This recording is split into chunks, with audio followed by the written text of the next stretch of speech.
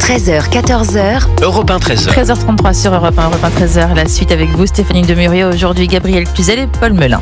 Oui, on va parler maintenant de ces deux influenceurs algériens qui ont comparu hier devant les tribunaux de Brest et Montpellier pour avoir appelé dans des vidéos sur TikTok à commettre des actes violents en France. On en a beaucoup parlé. Zazou Youssef d'un côté, Doualem de l'autre, condamné pour le premier à 18 mois de prison ferme, assorti d'une interdiction du territoire français pendant 10 ans. Encore faut-il que l'Algérie accepte de le récupérer, Gabriel Cluzel? Oui, c'est terrible parce que on vient de le voir du reste à Mulhouse. Il y a un vrai danger en France avec ces gens qui détestent la France, à proprement parler, et les Français. Et on se rend bien compte que ça tourne à la vaste farce. J'ai du mal à appeler ça une farce parce que, encore une fois, ça se termine parfois tragiquement. Mais ces allers-retours, ces humiliations permanentes et successives de l'Algérie qui ne veut pas reprendre ses ressortissants,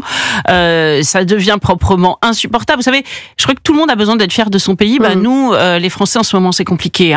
Nous avons l'impression que la France est devenue le paillasson de l'Algérie. La France est devenue le paillasson de l'Algérie. Il y a un petit changement de ton. François Bayrou parle d'inacceptable. François Bayrou, il parle d'inacceptable. La preuve, on l'a accepté. Donc, c'est la preuve que c'est acceptable. Non, il y a un changement de ton, je suis d'accord avec vous, et puis on l'observe avec Bruno Retailleau et François Bayrou, mais par contre, il n'y a pas un changement dans les actes encore.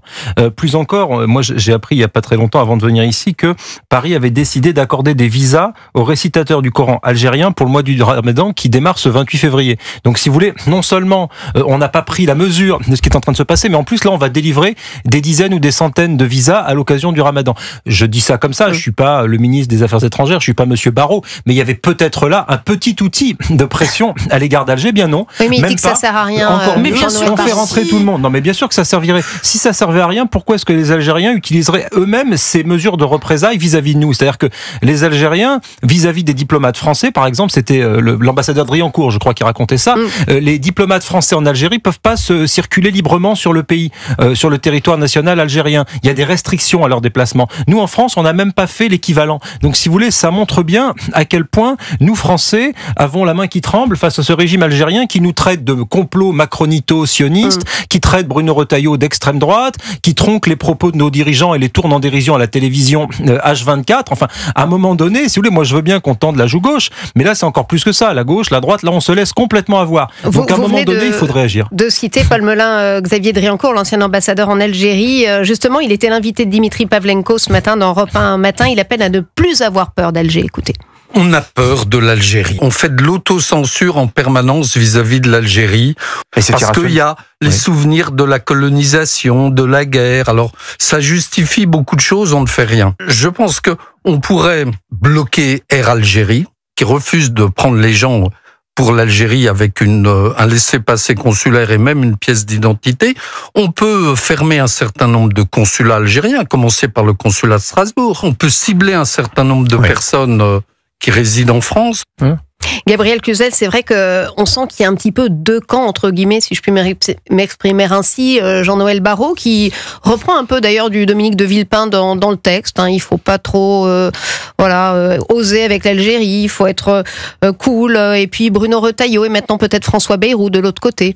Oui, mais c'est vrai que c'est faire insulte du reste à Xavier Driancourt, qui a été ambassadeur de France en Algérie, de ne pas l'écouter. Il explique que l'Algérie fonctionne avec le rapport de force et que on est le faible dans l'affaire et que forcément on ne s'en sortira jamais. Alors il évoque l'interdiction d'Air Algérie dans les aéroports français, mais oui, pourquoi pas. Paul Melun, vous l'avez dit, en France, en Algérie, les diplomates français, ils sont toujours sous surveillance dès qu'ils veulent se déplacer.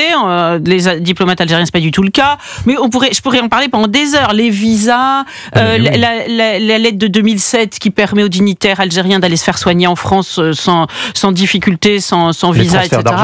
Les transferts d'argent, la dette algérienne à l'hôpital, on pourrait en parler aussi. Enfin, il y a aussi le traité qui est en train de se faire signer au niveau européen, qui pourrait être bloqué par la France. La France pourrait dire non, attendez, moi, tant qu'on n'a pas récupéré, parce qu'il y a quand même Boualem Sansal, 100 jours de détention, grève de la faim, tant qu'on n'a pas récupéré Boualem Sansal et que vous n'avez pas récupéré les OQTF, nous, c'est terminé, on fait pression sur l'Europe, etc., etc. Mais la réalité, c'est que on ne veut pas. Alors dire que ça ne sert à rien, c'est une erreur. Et je vais vous dire, on a une preuve évidente par Jean Castex. Ce qui s'est passé avec Jean Castex. Figurez-vous qu'avant de partir, il a mis un point d'honneur à faire en sorte que soit expulsé l'homme qui avait armé Mohamed Merah. Il avait été refusé par l'Algérie. Il y avait eu exactement le même genre d'aller-retour. Et ben, c'est précisément à ce moment-là que les visas ont été divisés par 2. Et ben, écoutez, je ne sais pas si c'est un miracle, mais l'Algérie a accepté cette expulsion. Donc, il y a un moment, il va falloir montrer les dents parce que sinon, il ne va rien se passer. Alors, moi, je reconnais que Bruno Retailleau a un langage de vérité. Le problème, c'est qu'il ne peut pas rester dans le témoignage permanent. C'est-à-dire qu'il n'est pas ministre de la parole, il est ministre de l'Intérieur. Il faut qu'il se passe quelque chose. Sa stratégie à Bruno Retailleau, c'est de dire, et maintenant je trouve ça assez malin au plan de la communication, regardez, je voudrais faire tout ça, mais on m'empêche de faire ceci et cela. Sous-entendu, en 2027, si vous faites le bon choix, ça se passera peut-être différemment. Sachant qu'il est candidat face à Monsieur Wauquiez à la tête de LR, il a peut-être des idées derrière la tête, et grand bien lui fasse, il a raison, c'est comme ça que fonctionne la Ve République. Donc peut-être qu'il se voit comme un homme providentiel face à cette situation, mais je partage l'analyse de Gabriel, c'est-à-dire que regardez avec quelle fermeté la France sait se comporter avec certains pays. On a bombardé pendant des années de sanctions économiques en tout genre pour mettre à terre l'économie russe, qui est accessoirement la 2e ou 3e puissance militaire du monde, et face à l'Algérie, on courbe les chines comme des petits enfants et on est terrifiés. Mais pour quelle raison on fait ça? Pour quelle raison est-ce qu'on s'inflige ça? Alors certes, il y a le poids des remords,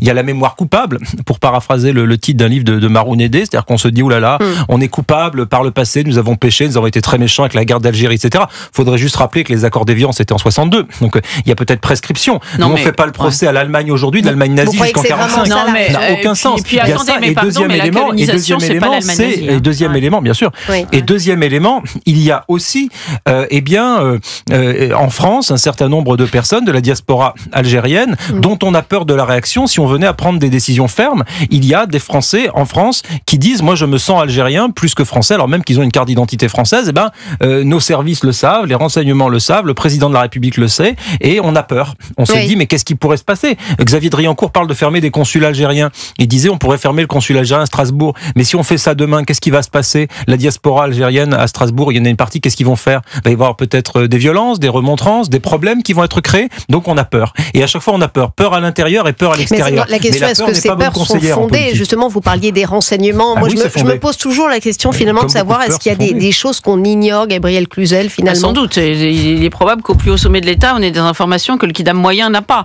Mais avant de fermer des consulats, on pourrait éviter d'en ouvrir. Parce que, accessoirement, ces derniers mois, on a ouvert 2 consulats, un à Melun et un à Rouen. Donc, ce qui porte à 20 le nombre de consulats algériens en France. Et sachant que les consulats français en Algérie, il y en a 3. Non, mais il y a un moment, faut arrêter de se moquer du monde. Par ailleurs, le refrain victimaire, je crois, a vécu.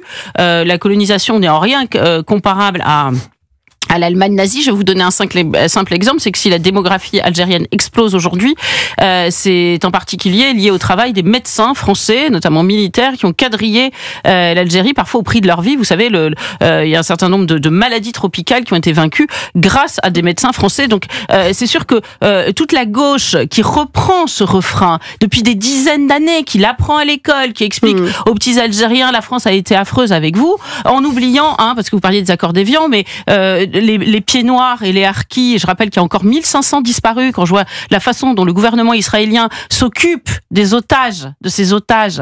Le président pourtant demande pardon. Dites donc, qu'est-ce que devraient dire les gouvernements français?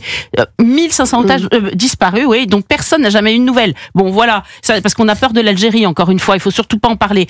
Donc tout cela, moi je crois que la moutarde me monte au nez, je pense que je ne suis pas la seule. Il y a un moment, il va falloir que ça s'arrête.